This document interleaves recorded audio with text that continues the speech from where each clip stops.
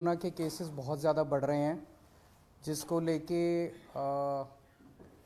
भारत में काफ़ी ज़्यादा कंसर्न है। चाइना में भी बढ़ रहे हैं और उसके अलावा कुछ और देश हैं जिसमें सुनने में आ रहा है कि कोरोना के केसेस बहुत ज़्यादा बढ़ रहे हैं। चाइना में जो वेरिएंट है वो है BF.7। सबसे पहले तो मैं बताना चाहता हूँ कि दिल्ली में BF.7 का एक भी केस नहीं मिला है। अभी फ़िलहाल घबराने की ज़रूरत नहीं है। ना केवल टेस्टिंग में मिला है, टेस्टिंग तो हम कर ही रहे हैं, जो भी कोरोना के केसेस आ रहे हैं उनकी जीनोम टेस्टिंग हो रही है। ना केवल टेस्टिंग में बल्कि हम कई जगह से, स्पेसिफिकली दिल्ली के 7 अलग अलग जगह से सीवेज उठाते हैं। सीवेज से एडवांस में पता चल जाता है कि आने वाले समय कि शहर में ये वाला वायरस है कि नहीं है। तो 7 अलग अलग जगह से डेली सीवेज उठा के और उसको टेस्ट किया जाता है, उसमें भी BF.7 अभी तक नहीं मिला है। दिल्ली में अभी जो भी थोड़े बहुत केसेस आ रहे हैं वो XBB वेरिएंट के हैं, या तो XBB वेरिएंट है या उसके सब लीनिएज है XBB। ये 92% केसेस जो दिल्ली में मिल रहे हैं वो XBB वेरिएंट के हैं।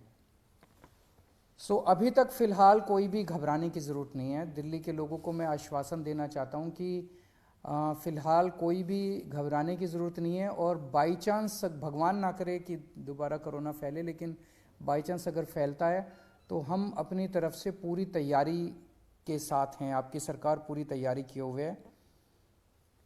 एक तो जितने केसेस आ रहे हैं, भारत सरकार की डायरेक्शन के मुताबिक हम सारे केसेस की, जितने पॉजिटिव केस आते हैं सबकी जीनोम सीक्वेंसिंग कराते हैं कि वो उसमें कौन सा वेरिएंट है।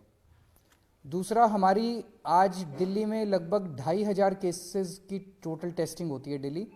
हमारी कैपेसिटी 1 लाख तक पहुंच गई है। अगर ज़रूरत पड़ेगी तो हम 1 लाख टेस्ट्स डेली भी कर सकते हैं। आज हमारे पास 8,000 बेड्स कोरोना के लिए अलग से रखे हुए हैं। अगर ज़रूरत पड़ेगी तो 8,000 बेड्स अभी फ़िलहाल खाली हमने रखे हुए हैं। पिछली लास्ट जो कोरोना की पीक आई थी उसमें 25,000 बेड्स तक हम लेके गए थे। इसको भी इस बार हमारी तैयारी 36,000 बेड्स तक की है। अगर ज़रूरत पड़ेगी तो हम 36,000 बेड्स कोरोना के तैयार कर सकते हैं। पिछली बार ऑक्सीजन की काफ़ी दिक्कत हुई थी। ऑक्सीजन की सबसे बड़ी दिक्कत ये हुई थी कि एक तरफ तो ऑक्सीजन मिल नहीं रही थी, दूसरी तरफ ऑक्सीजन अगर मिलती भी थी तो दिल्ली में हमारे पास स्टोर करने की कैपेसिटी नहीं थी। वो हमने अब बढ़ा ली है। आज हमारे पास 928 मीट्रिक टन ऑक्सीजन स्टोर करने की कैपेसिटी है। 928 मीट्रिक टन्स। इसमें पिछली बार आपको याद होगा कि सबसे ज़्यादा दिक्कत थी, सिलेंडर नहीं मिल रहे थे। सब आदमी मतलब अपने अपने मरीज को लेके एक सिलेंडर ऑक्सीजन ढूंढ रहे थे, सिलेंडर नहीं मिल रहे थे। अभी हमारे पास जितने सिलेंडर्स हैं पूरी दिल्ली में सब अस्पतालों में जो लगे हुए, उसके अलावा 6,000 सिलेंडर्स हमारे पास रिजर्व में अभी खाली पड़े हुए हैं। ज़रूरत पड़ेगी तो इनको, पिछली बार जब पीक आई थी तो हमने ये 6,000 सिलेंडर्स चाइना से इंपोर्ट किए थे और ये 6,000 रिजर्व में पड़े हुए हैं हमारे पास सिलेंडर्स। पिछली बार एक दिक्कत ये आई थी कि XYZ स्टेट कह देता था कि ठीक है आप ऑक्सीजन उठा लो। हमारे पास ऑक्सीजन लाने के लिए टैंकर्स नहीं थे और कहीं से टैंकर उपलब्ध नहीं हो पा रहे थे। आज हमारे पास दिल्ली सरकार के पास अपने 12 टैंकर हैं और 3 प्राइवेट में अवेलेबल है, तो 15 टैंकर दिल्ली के पास अवेलेबल है। अगर ज़रूरत पड़ेगी तो हम ऑक्सीजन को ट्रांसपोर्ट करने के लिए हमने अपने टैंकर्स की भी व्यवस्था कर ली है। दिल्ली में फर्स्ट डोज और सेकेंड डोज लगभग 100% लोगों को लग चुकी है। प्रिकॉशन डोज जो है वो बहुत कम लोगों ने लगाई है, केवल 24% लोगों ने लगवाई है। मेरी हाथ जोड़ के सब लोगों से अब निवेदन है कि दिल्ली सरकार, आज ये मीटिंग में भी मैंने सबको कहा कि हमें दोबारा एक एक्सरसाइज करनी चाहिए कि घर घर जाके प्रिकॉशन डोज लगाई जाए। तो सब लोगों से, लोग लगाते नहीं हैं, घर घर जाते भी हैं हमारे डॉक्टर्स लगाने के लिए तो भी नहीं लगवाते। सबसे निवेदन है कि प्रिकॉशन डोज जरूर लगवा लें। एम्बुलेंसेज की भी पूरी तैयारी है। अभी 380 एम्बुलेंसेज हमारे पास रेडी हैं, लेकिन आज और भी एम्बुलेंसेज के लिए हमने ऑर्डर दे दिए हैं कि और एम्बुलेंसेज का भी प्रोक्योरमेंट शुरू कर दिया जाए।